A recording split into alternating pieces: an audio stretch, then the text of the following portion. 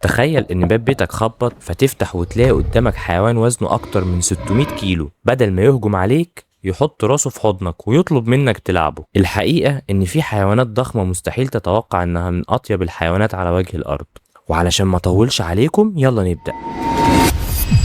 الثعالب البرية. الثعالب في الطبيعة كائنات حذرة جدا وبتخاف من خيالها، بس في المناطق اللي ما فيهاش صيد او ازعاج الثعلب بيبيع القضية تماما. تلاقيه بيقرب من البشر بدافع الفضول، ياكل من ايديهم، واوقات بيحاول يلعب معاهم زي الكلاب. الثعلب لما بيطمن لك فضوله بيكسب خوفه وبيتحول لشاء المنطقة. سبحان الله. اسود البحر. اسود البحر خصوصا الصغيرين منها عندهم فضول مش طبيعي ناحيه الغواصين. تلاقي اسد البحر يعوم جنبك، يعمل اشكال دائريه في الميه وينفخ في ققيع بوجه ضاحك علشان يقلد حركاتك. هو مش جاي يعضك ولا يهاجمك، هو كل اللي عايزه انه يرقص معاك ويتسلى شويه.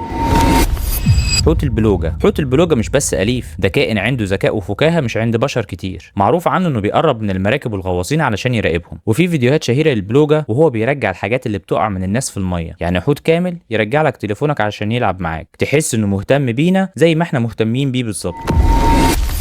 الحوت الرمادي. في منطقه زي باها في كاليفورنيا الحيتان الرماديه الضخمه بتعمل حاجات جنونيه جدا. حوت وزنه 40 طن بيعوم بنفسه لحد المراكب الصغيره ويرفع راسه فوق الميه ويستنى الناس تمسح على جسمه. احساس مرعب وجميل في نفس الوقت ان اضخم كائن في البحر يجي لك مخصوص علشان يدور على الحنيه.